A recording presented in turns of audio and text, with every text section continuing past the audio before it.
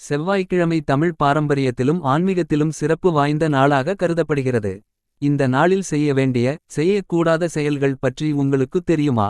செவ்வாய்க்கிழமை அன்று செவ்வாய் ஓரை நேரம் என்பது காலை 6 மணி முதல் 7 மணி வரை, மதியம் 1 மணி முதல் 2 மணி வரை, மற்றும் இரவு 8 மணி முதல் 9 மணி வரை ஆகும்.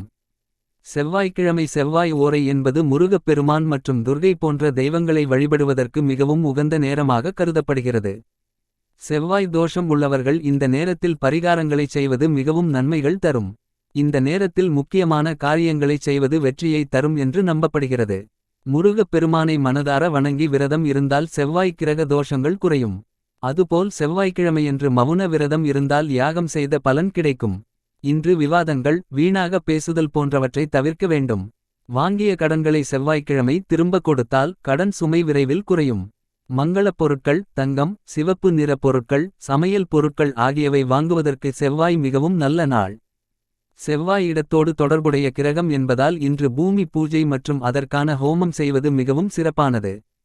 செவ்வாய் தோஷத்திற்கான பரிகாரம் செய்வது போன்ற ஆன்மீக நடவடிக்கைகளை மேற்கொள்ளலாம்.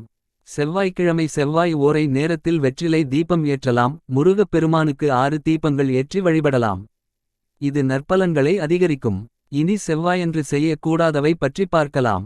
புதிய கடன்கள் வாங்கக்கூடாது. தலைமுடி, நகம் வெட்டுவதை தவிர்க்க வேண்டும். வீடு அல்லது பூஜையறையை மிக அதிகமாக சுத்தம் செய்தல் தவிர்க்க வேண்டும். தீவிர விவாதம், கோபம், வீண் வார்த்தை பேசுவதை தவிர்க்க வேண்டும்.